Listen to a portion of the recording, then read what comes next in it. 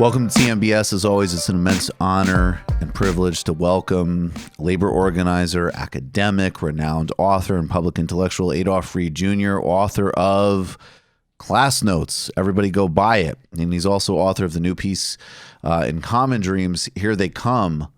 Here they come again, the kind of neoliberal Democrats who prefer Trump to Sanders. Adolph, thanks so much for being here. Hey, it's my pleasure, Michael. This is a really important piece. As always, it's historically grounded, and it gives a through line through the kind of neoliberalism you're talking about. Can you give us a history behind these neoliberal currents in full meltdown mode about Bernie Sanders? Well, yeah, I mean, you can either date it, with Reagan in 1980 and the accommodations that right-wing Democrats formed, like in '85, with the creation of the Democratic Leadership Council, which was explicitly directed to pulling the party to the right. And Bill Clinton and Al Gore, both presidents of the DLC, so that says something. Some people say you could start it with Carter. Sometimes I think Kennedy was like the beginning of this turn. But anyway, that's probably going too far into the weeds. But from the mid '80s forward, there was a tendency within the Democratic Party that came together with the view that what Samuel Huntington called democratic distemper, or the excesses of the 1960s, and that there were too many demands coming from marginal constituencies like minorities, feminists, right, whatever, and that for the party to succeed, it needed to accommodate the Republicans, or to accommodate what they call political realities more, and to reach out to this mythical center, as they call it, which was of course the right. And Bill Clinton, the Clinton presidency, represented the victory of that tendency within the party, and it's been the dominant tendency ever since then. Can we talk about the two different ways that the right is migrated towards by these neoliberal Democrats? Because there's some real ironies that we'll get to in a minute, specifically in the 2020 primary and the meltdown about Sanders. So historically speaking, from my reading, and I'll set the first half of it like this. It seems to me that the Bill Clinton campaign of 1992 specifically was, and in a very cynical way, was probably closer in some respects to what might be called the center, in the sense that racially and socially reactionary. We're going to go literally sign the death warrant of a mentally incapacitated man during the New Hampshire primary. But then on the other hand, actually have some pretty strong fake populism about corporations and giving people health care and so on. And now, especially 2016 and the sort of Obama turn, it's kind of flipped to the sort of pseudo woke, it's what it's really about is emotionally intelligent billionaires and, hedge fund people that appreciate Fela Kuti. And in both cases, though, there's actually some very similar dynamics at work. And I guess I'll just say that it kind of culminates in 2020, because after this years of going after Sanders, and we need to review what he said about that with an intersectional body language expert and this and that. All of a sudden, out of nowhere, we're going to actually, you know what? Let's throw candidates who have systemic racist policing records against him as an example. Yeah, I know. It's quite extraordinary, actually. I mean, I think about that often, considering, and especially around the figures of the Kennedys and their running dogs or lap dogs or guide dogs or whatever at MSNBC. The Clinton. Sorry, I had Kennedy's on the brain. The irony is that Bill Clinton, as you said, built this bulwark on the right wing of the Democratic Party, partly by cynically attacking people of color in a kind of vicious way, right? And then, all of a sudden, right, well, 40 years later. I guess that's not quite all of a sudden, but really less than 40 years later. Like the script flips. Really, it flips even before Obama, but the script flips so that they become like the guarantors of the interests of the minorities, right? So yeah, you get this kind of woke, right-wing, democratic ideology. And to me, like the crystallizing moment was around the New Hampshire primary last time when Hillary Clinton made that infamous quip about Sanders calls for nationalizing the banks, but that won't end racism, will it? And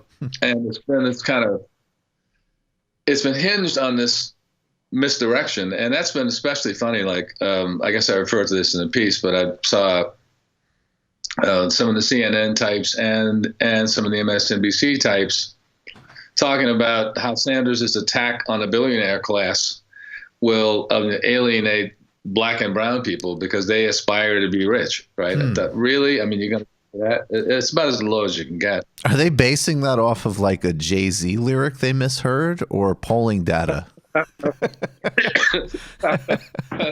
Well, yeah. Well. I mean, don't make me laugh because forgive me. Laughing makes me cough. But B, yeah. Well, they're about as. I think they're about equally reliable, right? The Jay-Z lyric and the polling data. So, but yeah, I know. But crazy. It's totally crazy. I want to play two clips here now that actually really get to this dynamic. And one is Bill Clinton talking about welfare reform, both when he signed it and in 2014, I believe, when he was already trying to kind of soften it in preparation for Hillary running in 2016. And then, we'll play this first, and then we're going to actually get to that Teresa Kumar clip in a second. But first, let's go over this welfare timeline because I think it's very important. This is Bill Clinton first, then, and then in 2014, a montage put together by the New York Times. Clinton had high hopes for welfare reform. After I sign my name to this bill, welfare will no longer be a political issue. What does he think now? I did not foresee that. I didn't foresee this wave, this Tea Party wave, that would believe one more time that poor people are the problem in America. The former president and his wife, candidate Hillary Clinton, say his landmark law could use improvement and admit that too many who need assistance aren't getting it.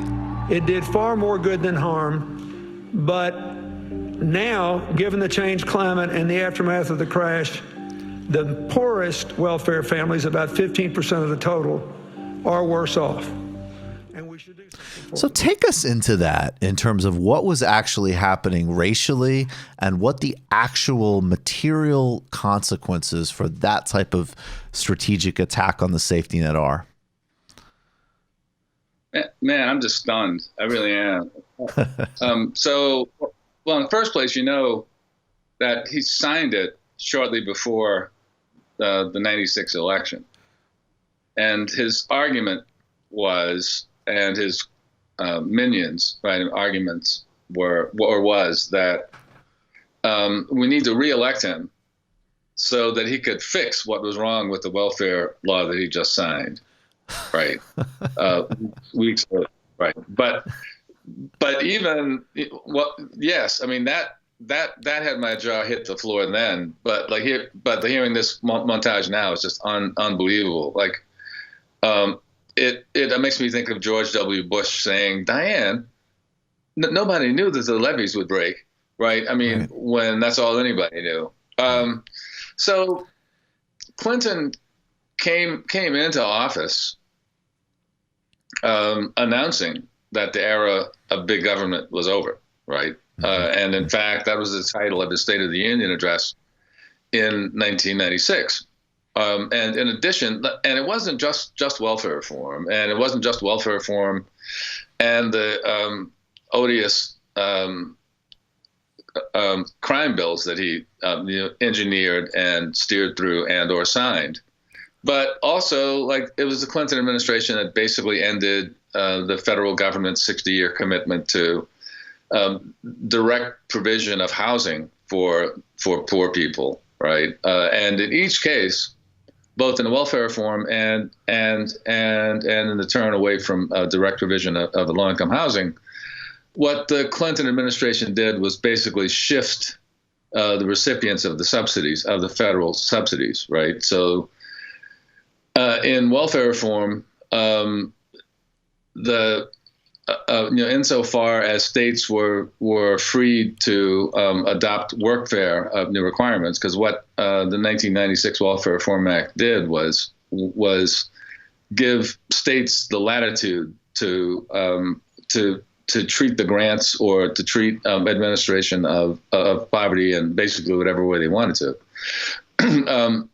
But to the extent that the workfare provision was passed, then the subsidy went from being one given to poor people to one given to employers of low-wage labor. And in the housing provisions, with the Hope 6 program that started out from the premise that poor people are messed up because too many of them live together in concentrated poverty, so what you need to do is disperse them and subsidize private market activity. Then the subsidies for low-income people's housing went from went from the poor people themselves to landlords, right, to private landlords. And this is what Trump says today. I'm sorry, just real quick. I mean, this is what Trump says today when he's like, we have money going into the inner city like you'd never believe. It's like, right, these are the extension of the Clinton programs to subsidize gentrification, essentially. Right, exactly, yeah. And that's pretty clearly what the Hope 6 thing was too, right? It was tied to that kind of redevelopment. So I mean, and I'm telling you, I mean, I don't really I still can't quite understand how this was supposed to work, having lived through it at the time. But the idea was that by being more like the Republicans, we can beat them at their own game. We can show that we can reduce the deficit. We can streamline the deregulation of the financial sector. We can punish poor people. We can make wars in a different way. And somehow, this was a new liberalism that's going to lift all boats and whatever.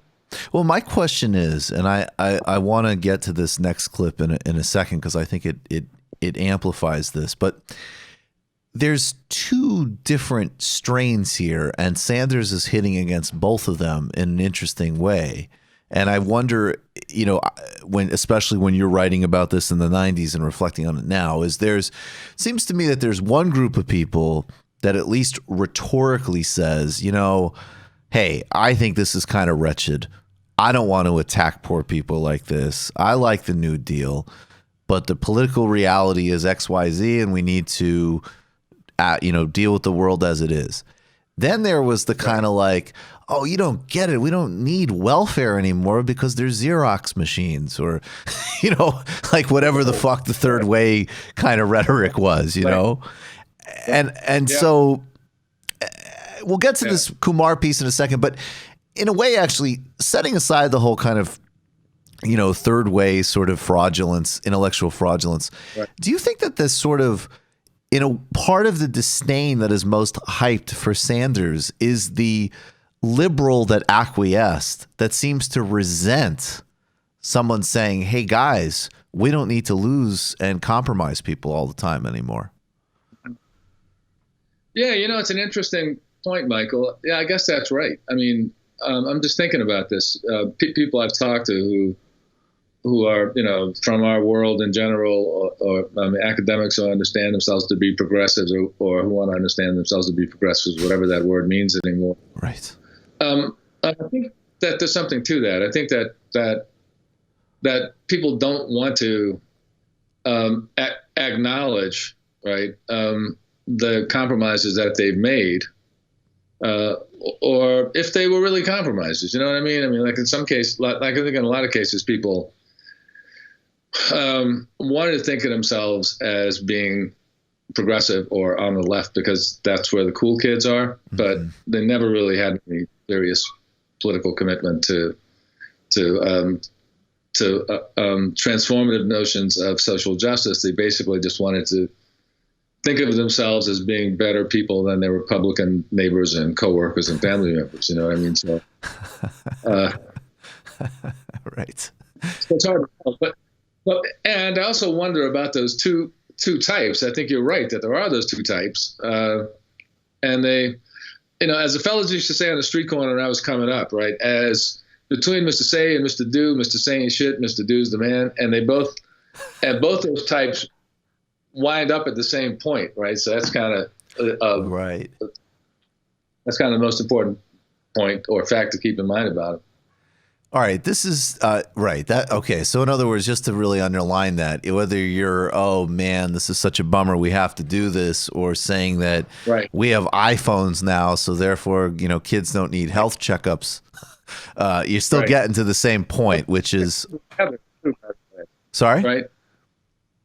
Yeah, they tend to come together. Right. Right. Mr. Say and Mr. Do end up at the same place. Let's play this. You called her, in your words, a second string hack. And so let's hear from her now. This is, I believe it's Teresa Kumar doing some second string hackery with, I would have to say, first string hack, Chuck Todd. I mean, going back to this idea of you don't take money from billionaires, I think the challenge with the Democrats is that there's plenty of billionaires who are actually aligned with this whole proposal of what America should look like. Yeah, I don't think it feels like he's alienating them. Right, and I don't think that's actually effective because it creates there's not an American that wakes up every single morning that doesn't say, I'm going to get up in the morning so that I someday either can be rich or my kid can be rich. So this whole misalignment that the Democrats have against the aspiration, it doesn't feel productive. Can I just tell you, on that. No, he did. Right. This is what people forget about.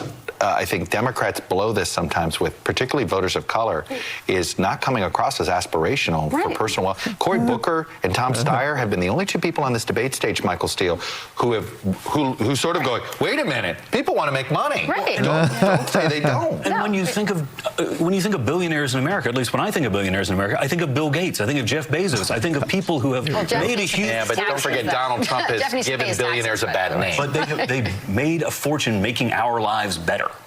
Right, but the problem is I wouldn't go that far. Donald Trump has given billionaires a really bad name, so I don't know. Yeah, well, I think we got it. Chuck Todd, we didn't include it, but he went on to say, I'm not a businessman, I am a businessman. I'm just kidding, he didn't say that. But I think we just saw everything there. That's actually every single type. That's Chuck Todd speaking for people of color. Right. Yeah, well, that's kind of cute, but it's interesting because it's a couple of things from that. One is that they're in the echo chamber, right? And extremely so. And so far up to a certain point, if I'm talking to the reparations types, to the anti-disparitarianism types, right, to the racial wealth gap types, excuse me, they've convinced themselves that those people represent a much broader swath of the Black and Latino populations in the U.S. who are concerned about, whom they imagine to be concerned about impediments to getting rich. And this is, until not that long ago, this was how the Republicans used to like to think about the Black people that they wanted, or that they fantasized about, right? That Black people wanted entrepreneurial opportunities. To get rich, they wanted deregulation, so forth and so on. And same thing with Latinos, except they didn't want to have abortions either.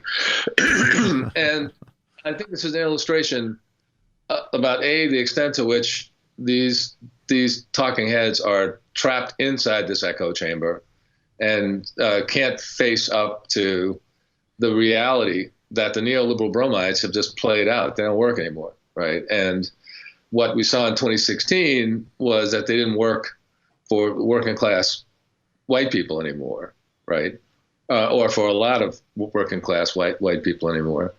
And what I think we're seeing on the ground now is that they're not working for people of color anymore, right? Because people of color aren't just people of color. People of color are working people, and the people who get screwed over by their health insurance coverage or don't have health insurance coverage. They're people who are collapsing under student loan debt, right? I mean, and there are people for whom the Sanders program resonates in a way that the entire roster, right, of CNN and MSNBC talking heads just can't rock. So underline that, because that's a really interesting and really important part of your argument and point, right? So one part that you get into in your piece is just this sort of certain exhaustion that, hey, maybe even during the 90s, there were more people that you could sell the idea of, hey, man, just keep going.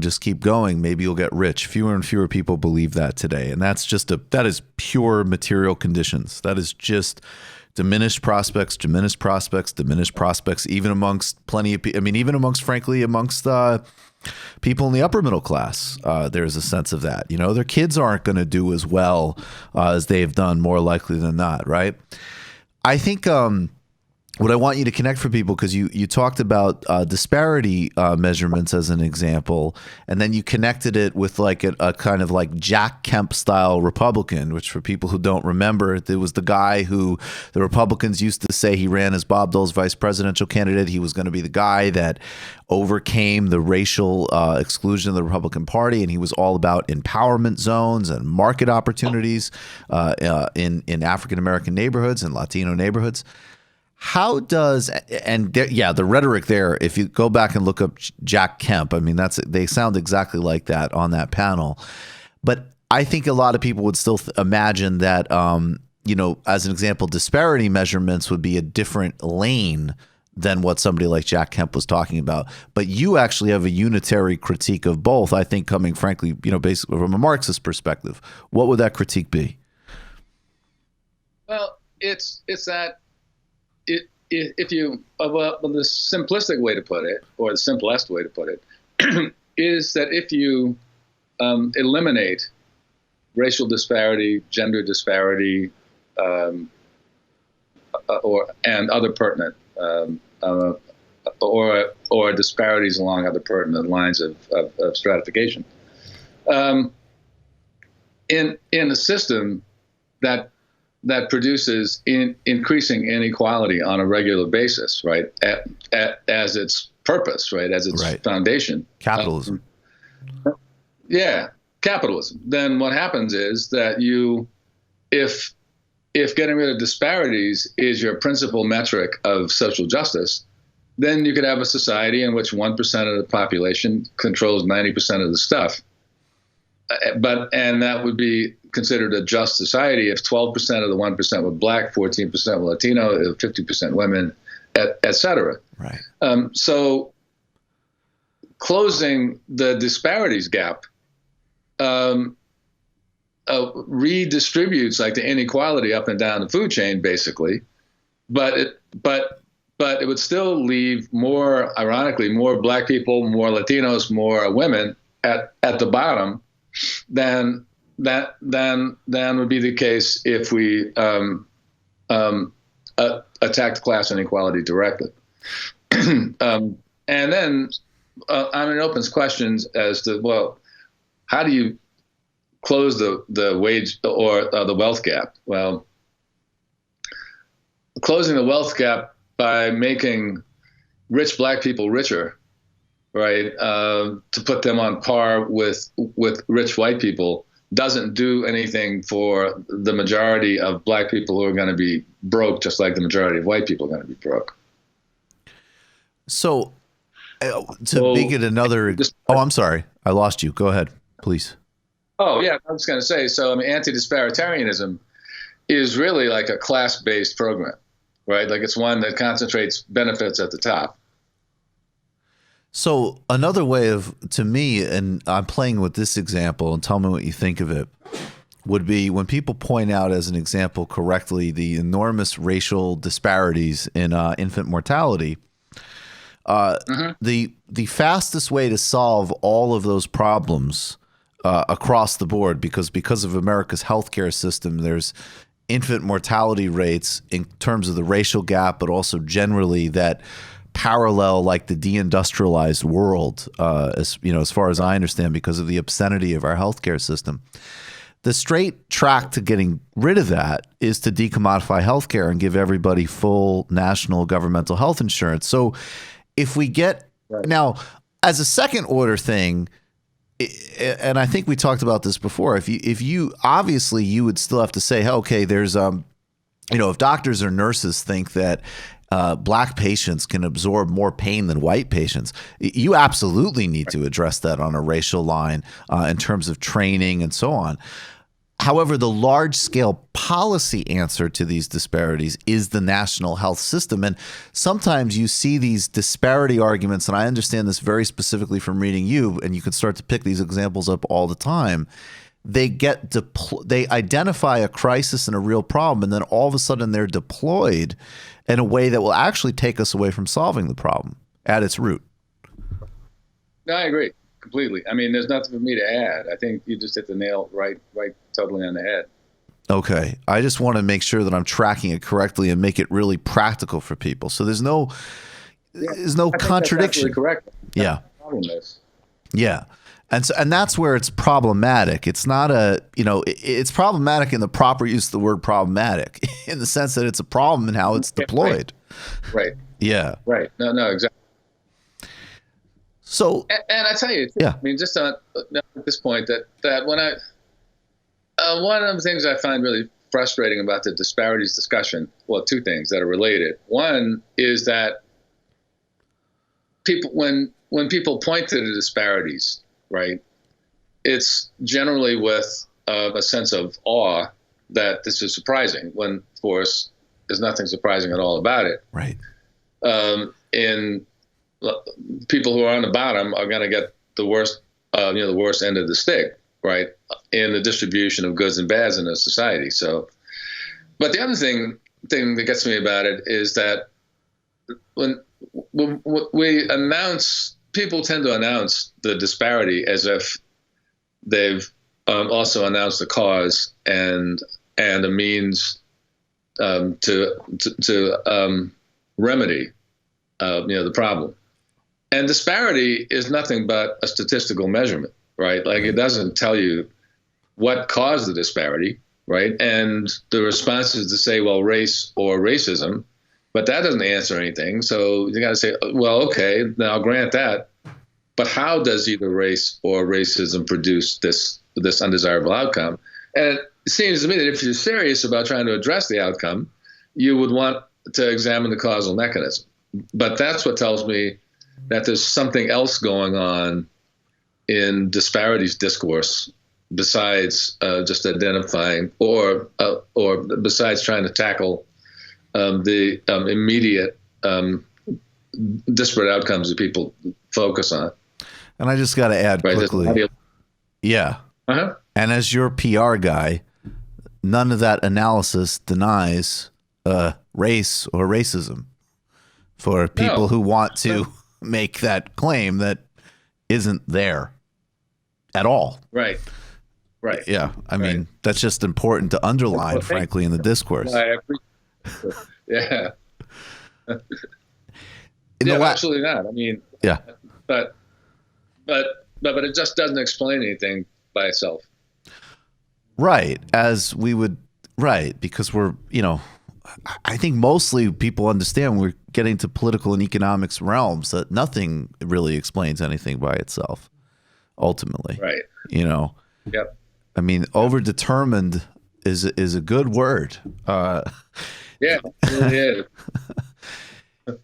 You draw a really clear line in this. But, excuse me. No, please. There's just a gap. So just forgive me, but just go ahead and tell me what you're going to say. There's just a delay. Go ahead. Oh yeah. Well, no. I was just going to say what you want about Althusser, but that's a good word. That is, and for analysis as well as, even in interpersonal arguments, it can be very useful. Yeah. It certainly can. In the final few minutes, you talk about basically you draw a really tight connection between these themes of, and next time you're on, we'll talk more about the foreign policy dimension, but that's very important too. But you've really systematized how tightly connected these neoliberal failures are with the rise of the authoritarian moment we're in, and Trump and Bolsonaro and all the familiar villains and threats of our time. And we're coming into a time now where it actually really does seem like, not that it will be anything other than incredibly difficult. You're taking on the whole oligarchy, but Bernie really does seem to be actually the best position to actually win this thing. A very serious race. And the freakout is at a high pitch. Where do you see this going in the next several months in terms of what the ultimate allegiance of these people are going to be? Right. Well, I don't know. It's a good question, right? I mean, I just said to somebody like a week ago, like I'm a political scientist, so we do best at predicting what's already happened. But I don't know. I mean, I'm concerned, right? I mean, I'll be honest. Based on the history, based on an understanding of who those people are, and seeing what they can put up with abroad, for instance. I don't know. I mean, I think this is a very, very trying moment that we're in, and I think we're going to find out over the next few months how many of them, of this kind of or neoliberal, Democrats are more committed to Constitution and rule of law and the rest of the stuff they always talk about, what they're committed to, and how many of them are more committed to protecting the interests of their class and the class that they identify with. And that's the difference between politics and political chatter, right? I mean, we'll find out. Like, we'll find out in the course of struggle. But I'm not at all convinced, right, that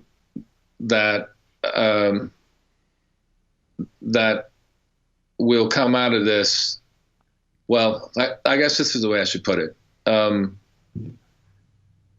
I wouldn't be shocked to see that more than enough of them show that they're more committed to defeating the left than they are to stopping Trump. And what that means is that another 4 years of Trump, and frankly, a Trump-Bloomberg race, I think would be the same thing either way. I mean, I think that either way, the outcome of that would be a sharp tack in an authoritarian direction. I mean, from Bloomberg, probably more likely sanctimonious and technicistic seeming on his face, from Trump more thuggish.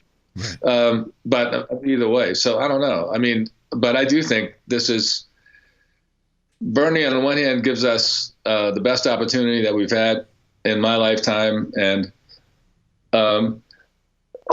excuse me. Bless you. Thank you. I could use it, and but that also makes this the most dangerous time I can perceive of my lifetime. We could come out of this either way, and I think we need to be prepared for either. And I'll say this: one of the things I find myself concerned about, especially with a lot of people who identify with the left, and maybe especially younger ones, is they often seem not to have a clear enough sense of exactly what it is we're up against and what the other side will stop at if it feels that its deep interests are threatened. And the answer to that question is nothing. So we need to start to think more like that. Yeah, with more strategy and more sense of actual proportion. The last thing I'll say real quick. Oh, pardon me. No, maybe you could just include, I just think with Bloomberg specifically, there was that research that came out by David Adler, I think last spring, showing that actually, if you look at the polls, that it's people who identify as centrists are the most democracy skeptical. And I think that really underlines that. Yeah, no, it makes a lot of sense. Yeah, that makes a lot of sense. And yeah, there are a lot of ways to get there too. And I think I said this in the piece that the neoliberal project has never been at all committed to popular democracy. If anything, just the opposite, right? And that goes back to the to the heroes like Hayek and von Mises and Thatcher and Reagan, right? They understood that an authoritarian government is likely a necessary condition for the neoliberal utopia, because like popular participation always threatens to upset the apple cart because the masses want stuff, right? And there are a lot of ways to get there, right? Trump's the sort of crude, loud way to get there, and rational technocracy from either Bloomberg or baby Bloomberg from South Bend. Right. Well, it's the Singapore option. Yes, exactly. That's exactly right. And as the Singapore option becomes more and more common around the globe, that's what makes me worry about here, right? Because it's not just a one-off, right, or a two-off or a six-off, right? Like this could be, and to the extent that that global elites may be coming together around a view that the neoliberal combo of false promises and easy credit may be coming to an end, then it just could make sense that that moving in authoritarian directions could be more and more attractive. And then we have the Silicon Valley economy right in time to do it. Right. Yep, that's right. That's exactly right. Right. All right, folks. Well, on that very upbeat and positive note, say it again without the delay, please. Optimism of the will, pessimism of the intellect. There we go. That's really what we need. Yep. Dr. Adolph Reed, as always, appreciate you immensely. We look forward to talking with you again soon. And go get some rest. Oh, hey, man. Thanks a lot for having me, Michael. Always. A lot of fun. Take care. Thanks, man. Take care. You just watched a Michael Brooks Show video. Subscribe to get them all. Why wouldn't you? Don't be foolish. Click subscribe below and become a patron as well. Patreon.com/TMBS. Thanks, everybody.